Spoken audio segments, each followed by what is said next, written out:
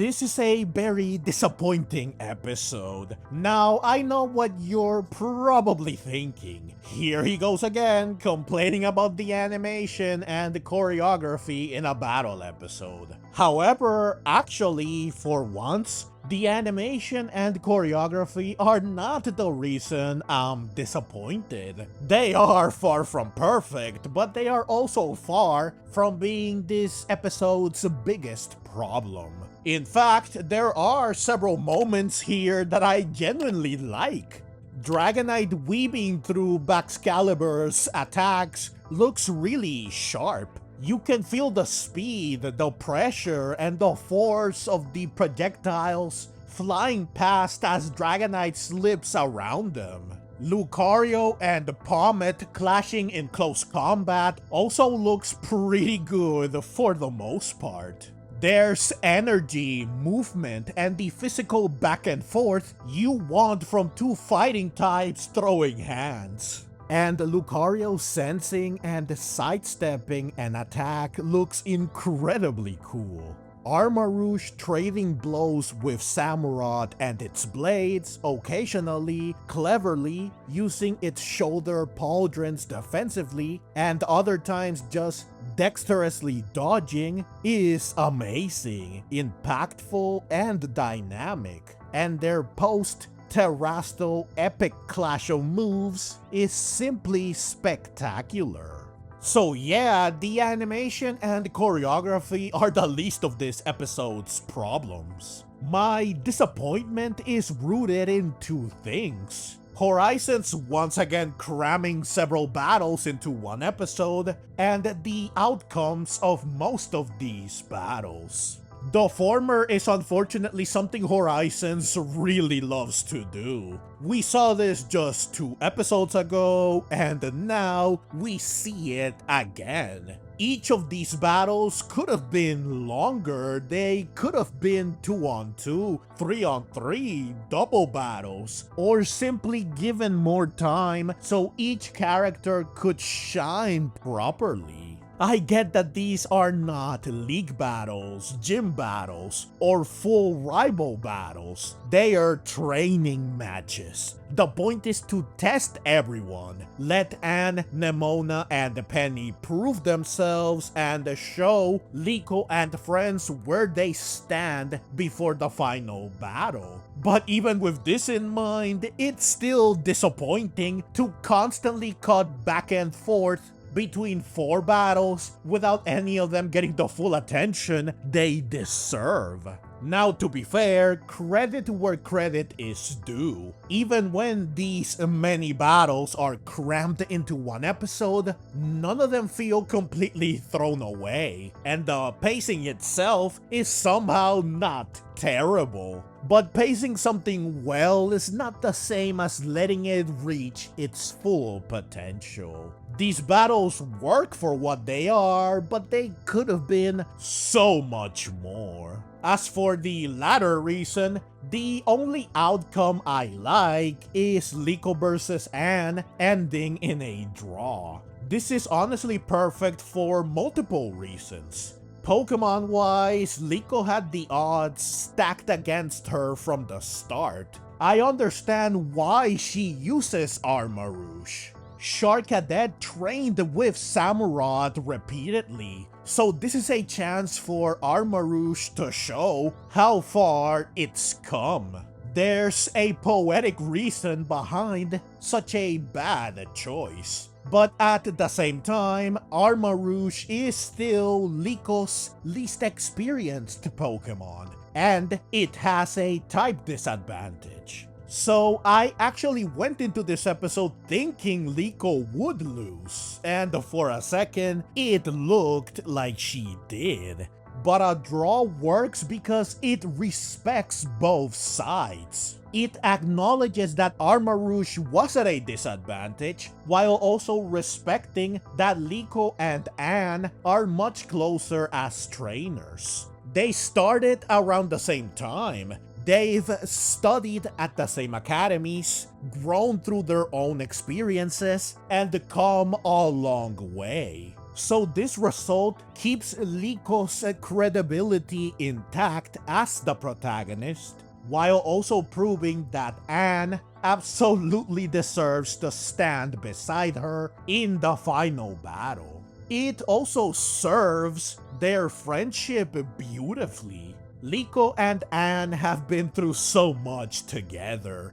They've supported and confided in each other and struggled and improved together. If one of them had won outright, it would have felt uneven, like one was standing above the other.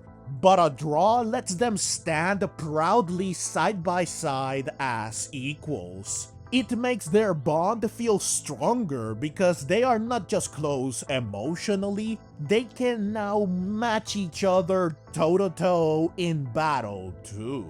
I also love how the draw happens. Armarouge cleverly uses clear smog to disappear and catch Samurott off guard, landing a clean Terra-boosted armor cannon. And because Samurott's Terra type is ground, just like I predicted, it no longer resists fire, so it takes more damage than it normally would. But it still pushes through the flames and lands a Terra-boosted drill run, which understandably demolishes Armarouge, because it's weak to ground. So tactically, emotionally, and narratively, a draw works perfectly. Pair this with some great moments and mostly superb animation and choreography, and it's easy to see why this is easily the best battle of the episode. So the other three battles, their outcomes specifically, are what I take issue with.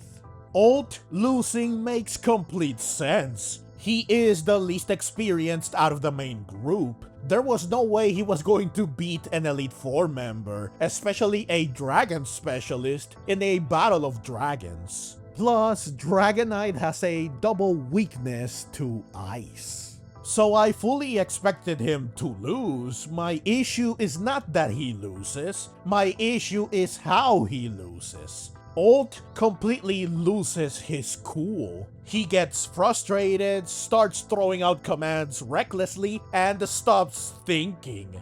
This is exactly the flaw I thought his training with Lacey had already addressed. She taught him to use his head, observe his opponent, analyze the situation, and find a clever way through. In episode 125, he actually applied what he learned against gouging fire, which is something I praised. It felt like real progress. But now, it feels like he got a mental reset. He went back to his old habits, undermining his training with Lacey. He deserved to lose, but not like this. It feels like he took one step forward with Lacey, another step forward in episode 125, and then 3 steps back here. Roy losing to Nemona frustrates me because Roy lost to Nemona last time, and before that, he defeated her, with Lucario and Pommet participating in both battles. So if we're looking at their recent battles only, this felt like the tiebreaker. And after all the growth Roy has had since their last battle, the Blueberry Academy arc, overcoming Drayton, defeating Freed, and gaining so much confidence, I fully expected him to win this one. Not because Nemona is weaker, she's a champion after all, but narratively it felt like Roy was positioned to take this one. Instead, he loses again, and what makes it worse is that it doesn't even feel close by the end. For most of the battle, Lucario and Pommet seem evenly matched. But once the battle reaches its final stretch, Lucario suddenly feels outclassed. Palmet charges Focus Punch while dodging everything Lucario throws at it. Roy and Lucario just look helpless. Lucario flails around trying to land a hit. Palmet keeps jumping around in the most frustrating way possible, and then it lands one clean strike to end the battle. Now, props to Nemona and Palmet. Focus Punch is a double-edged sword. Very powerful, but it leaves the user vulnerable while they charge it.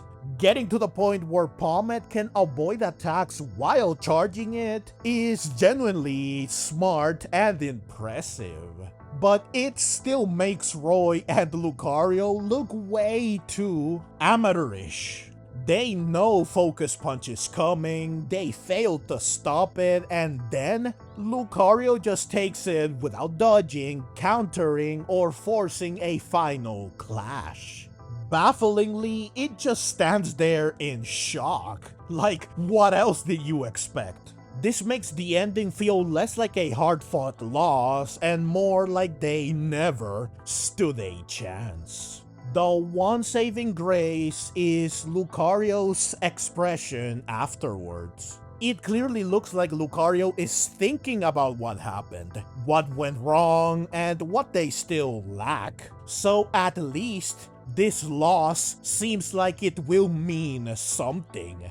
This battle is probably meant to make Roy and especially Lucario improve further. Which makes sense since Lucario didn't really feature in all the growth Roy did between Nemona battles. Meaning that perhaps it's fallen behind compared to Kilowattrel and especially Skeledirge. If this outcome leads to Lucario getting better, then fine. But in the moment, it's still a really frustrating result. Dot vs Penny is easily the worst battle of the episode. It has a few decent moments like Quaxwell dodging attacks or jumping out of a whirlpool with some dance-like movement, but visually it's the weakest of the four, and the outcome only makes it worse. Like Roy, Dot already lost to her opponent the last time they battled, so I expected this to be her redemption. This felt like the time for her to finally overcome Penny, proving how much she's grown. Instead, she loses again, and once again, Quaxwell is the one who goes down. Now sure, Vaporeon having water absorb definitely limited what Quaxwell could do, and the fact that it knows Trailblaze on top of that is just dastardly. It's like Vaporeon was purpose-built specifically to defeat Quaxwell.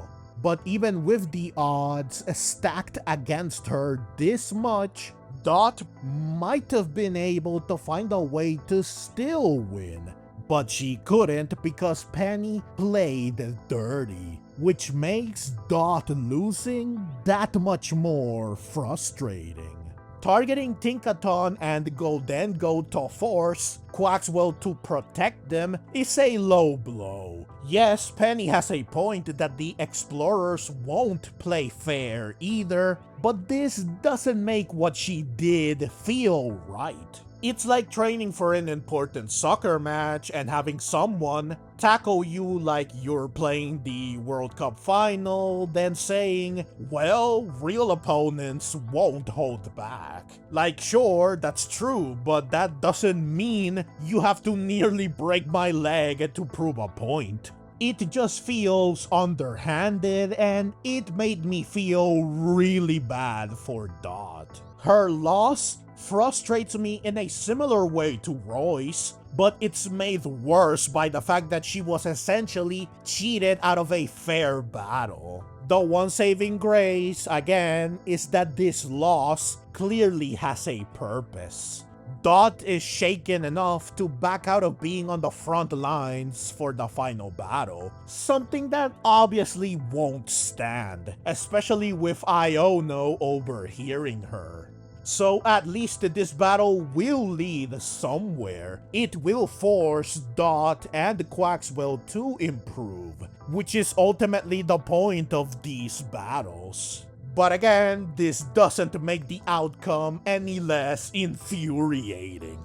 Now, speaking of Iono, I loved seeing her in episode 126. I love that she's still around, and I love that she's clearly not done yet. Finally, there's also one small but interesting detail with Hassel and the Dragonite.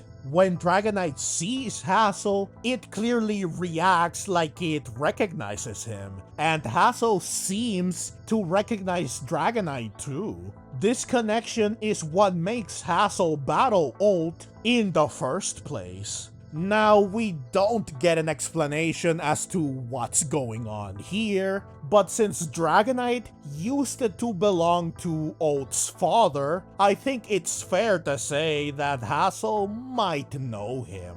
As of this episode, we know next to nothing about Ult's dad. The way Hassel and the Dragonite react to each other might suggest that this won't be the case for much longer. So, overall, this episode was a disappointment. It has some good moments. Some of the battles have better animation and choreography than I expected, but the structure and outcomes hold it back.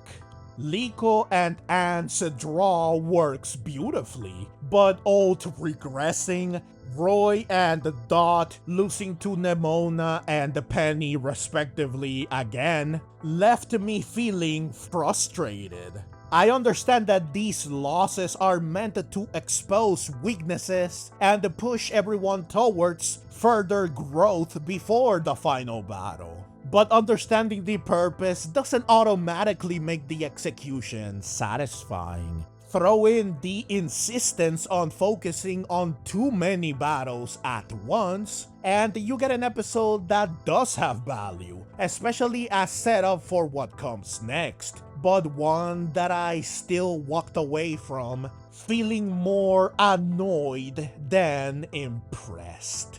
If you enjoyed this video and want to see more like it, feel free to click the links on screen. And if you'd like to support the channel and help me keep making content like this, you can find all the ways to do so in the description and in the pinned comment. Whether it's through a small donation or just watching and sharing, every bit of support means the world to me. Thank you so very much for watching, and let's meet again in the next video.